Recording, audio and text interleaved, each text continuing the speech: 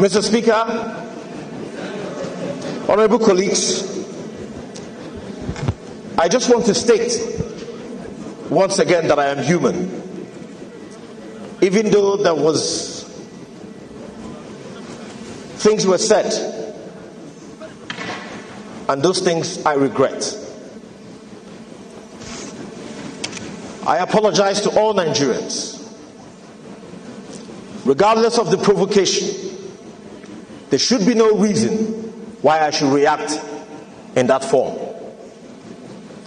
So I want to use this opportunity to appeal to all Nigerians. Let us let what has happened remain in the past, and let us forge forward. So this is the boat driver that was assaulted by that honorable member that claimed that he's a senator. The reason why I say that claimed that he's a senator, because I discovered this morning that that man is not a senator. So this is the guy that I assaulted. Now, we have seen the video, we saw all what transpired, we saw the horrible things he said to you, we heard him call you monkey, rats, all the derogatory things he said to you. Now the question is, what happened after that video? Please.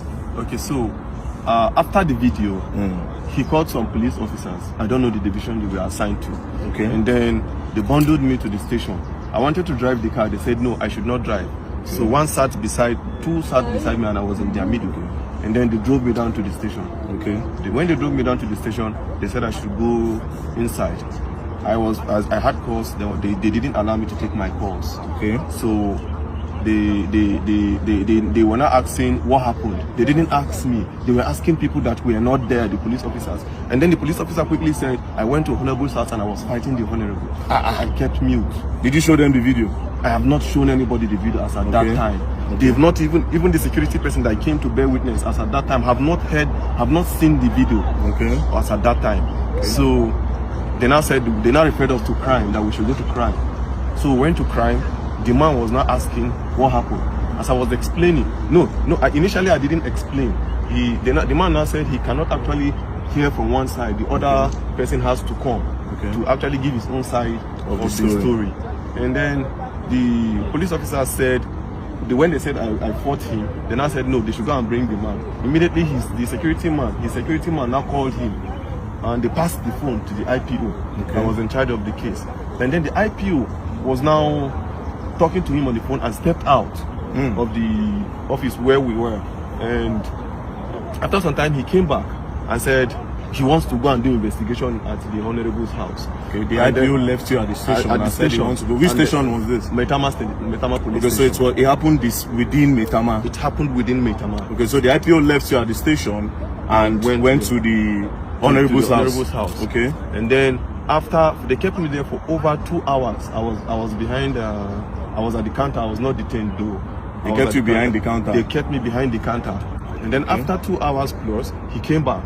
And then he was now like, why did I record the video? Why did I now change out for you? He was not trying to change the narrative. And I asked him, is there a part of the law that says I cannot record what somebody is doing to me? He was becoming a threat to me. And I had to take evidence, so that people will know where I am. By this time, was the honorable member there? He wasn't there. He was at home. He was at home. So then I gave me a form to fill, to write my own statement as to what happened. As I was writing, the honorable I came.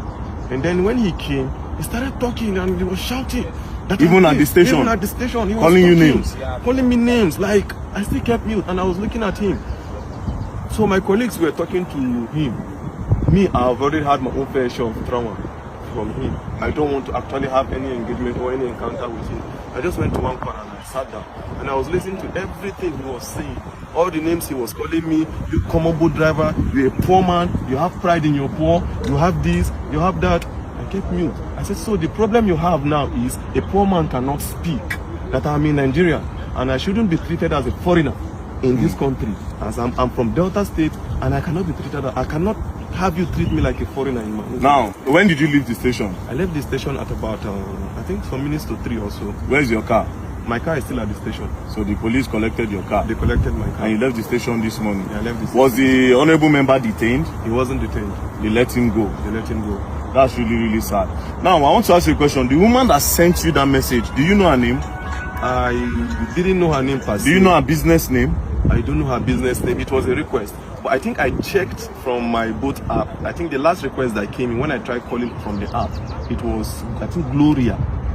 Yeah. Because she said something in that video. She said something like, and do you know who he is? She was also supporting him. That's why I'm asking you that if you know who she is. Now, what did you go and deliver to him? What even really happened? Just give me a brief summary of what happened before that video. Okay, before the video, I actually got a request on both. Okay. Right? I was closing already because I needed to resume work this morning at 8:30. Okay. So I was closing at 9:10. I said, let me just quickly go home so that I can have enough rest. So I got this request to Metama. I felt it was a normal request. And then she told me, no, that it's not a request, that I'm picking something up from a garden. Okay. Right? From a garden. Which garden? I don't know the name of the garden. She just described the garden that after Kado roundabout, okay, you will see one orange color container, and then there's a garden beside it. Okay. So I just quickly went there, parked. The girl just came without wasting time, brought the package that it's a snail. Snail? Okay, snail, yeah. So she dropped it. It was the girl that brought it and dropped it on the seat. She understood that part. Okay. I was like, okay, there's no problem. I'm going. So on getting to the man's house, I called him. Okay, I'm at your gate. And I said, okay, I should give it to the security man. They gave it to the security man. The security man explained where the house address is. So I drove down to the house. On approaching, I called the man again. I said, Oga, I'm here. He now said, I'm not here. That if you're here, I will see you. So I drove. He now said I should park beside one car. When I parked beside the car, I saw him, but I didn't know he was the one. So I saw him seated few meters away from my car. So I greeted, good evening, sir. He didn't respond. Good evening, sir. He didn't respond. So I presume he is not the one that I'm supposed to deliver this thing to. Okay. And since he didn't answer, the next thing is for me to call the person that has this package. The next thing I dialed the person's number, and his phone rang. And then the next thing he was like, are you stupid? Are you mad? Are you a fool? Bring my stuff for me. So I was not happy at the way he talked to me because I was doing my professional job, right? I was not happy. So I was like, okay, this thing you're saying to me, it has not gotten to it. Normally, I'm not even supposed to bring this thing to you. You are supposed to come and pick it yourself. Yeah. That was the only thing that got him angry. You're asking me to come to your car to pick my stuff? Are you okay? Do you know who you're talking to? It's okay. I can see the anger on your face, don't worry. The truth is that Nigeria is for everybody. Nigeria is not for one person. If an honorable member will be treating people like this, then just imagine what the president is supposed to do.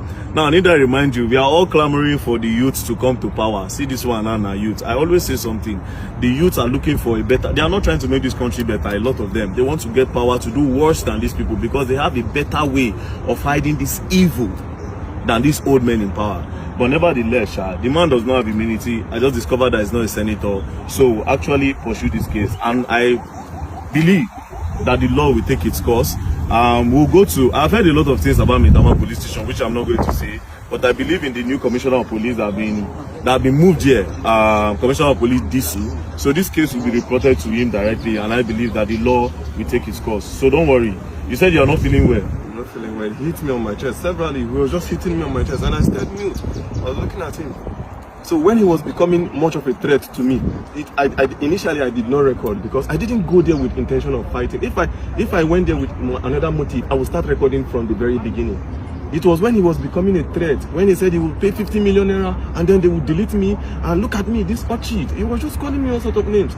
You pay 50 million and they will delete you? He will pay 50 million naira to somebody, to people, and then they will kill me and nobody will say anything. And when I noticed he was actually, this thing is becoming what I never expected, I quickly brought out my phone and you recorded. And I started recording. Don't worry, we'll go and write a petition and we'll take it on. Oh, Allah, more they go.